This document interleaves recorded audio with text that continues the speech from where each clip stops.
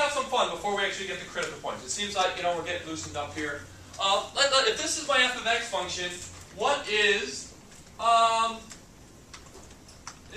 don't even look at the picture right now, just look at this equation, and tell me what the limit as x approaches 0 of this function is. I'm sorry, as x approaches infinity.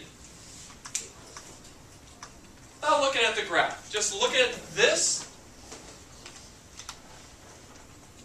Again, there's nothing that'll take over. I guess one kind of technically does, but what's going to happen as you go all the way right, as x gets really big? Jesse, what's going to happen with your numerator as x gets really big? This is just going to continue to do what? What is the only thing a sine function does? What's the output values? The output values are 1. They fluctuate. Between what values? 1, 0, 1. Yeah, between 1 and negative 1. This is the only thing this does. Just goes between 1 and negative 1. But x is going to get really, really big. So what's 1 divided by 1,000? 1 divided by 1,000,000,000? 1 divided by 1,000,000,000,000? Yeah, this thing, the limit as x approaches infinity of this function is 0. Does that make sense, you guys? It's going to keep on going back and forth, Jesse, because just like you said, it's going to keep on going between 1 and negative 1. But it's going to get closer and closer. Does that make sense, you guys? Okay. Answer this question for me. Seems like, we're like, all right. Kind of like cowboys, we're shooting from the, you know what I'm saying? Let's try this one. What does f of 0 equal? Right?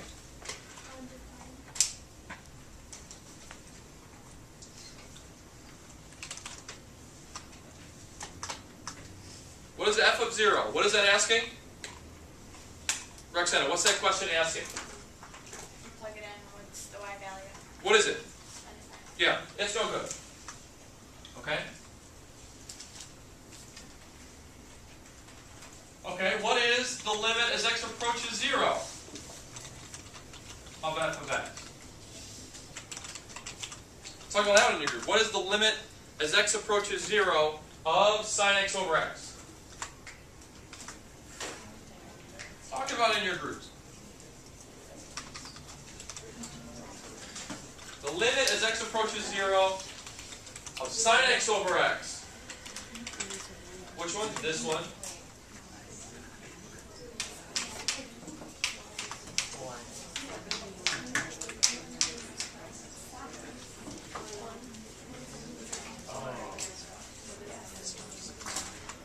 1. Ellie, what do you think? Okay, good question. Plug it in. Plug it in.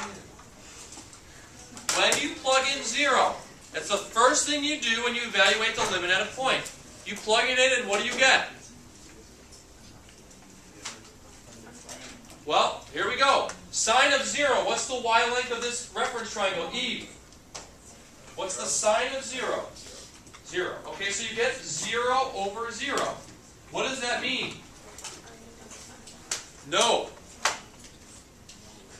That's function value. I'm talking about limit values. What happens when you get 0 over 0?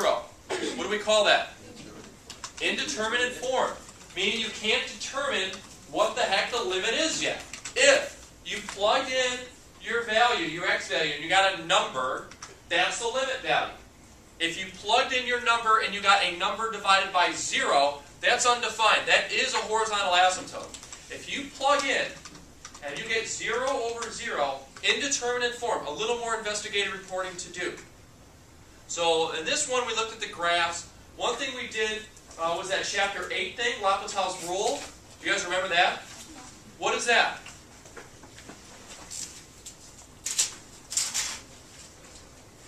L'Hopital's rule.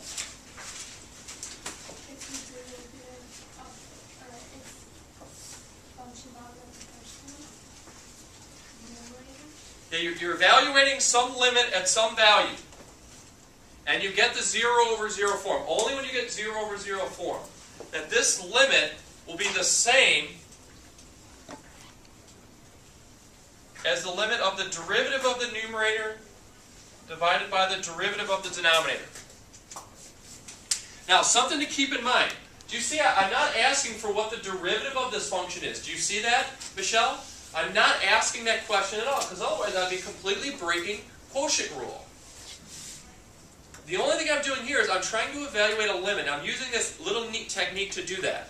Okay? Do you see how this is not quotient rule, and I'm not doing anything with quotient rule or taking a derivative, Jackie? Okay? I'm just saying, like this little French guy said, okay, if you're evaluating a limit at a point, s'il vous plaît. That means French for please. Yeah. So like I was impersonating him. Did you get it? If you're evaluating a limit at a point, and you plug in. First thing you do is plug in. You get 0 over 0. You can use this rule, but again, you're still evaluating a limit. You're not doing anything with the derivative, okay, Chris? And when you do that, you can take the derivative of the numerator and denominator and the limit value of and then plug in. And the derivative value, or the limit value of this is the same as this. Okay? It's just a little trick. So, in this case, we got the 0 over 0 form. So, okay, let's try it. Let's take the derivative of the numerator and denominator. And what do you get? Derivative of sine is? Cosine. What's the derivative of x? Okay, so this is the same as evaluating the limit as x approaches 0 of cos x over 1. Now let's plug in. What's the cosine of 0, Anna? What's the x length of the reference triangle? Yeah, so you get 1 over 1. Okay? So, that means that this function is continuous at x equals 0, right? No.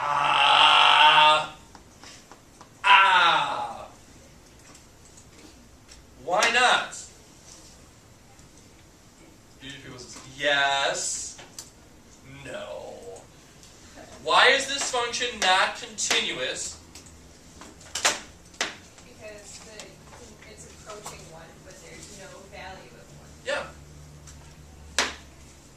The limit value does not equal the function value. This function doesn't even exist at 0, so it sure as heck can't be continuous there. Yes? So can you just pick any function you want for g of x? What?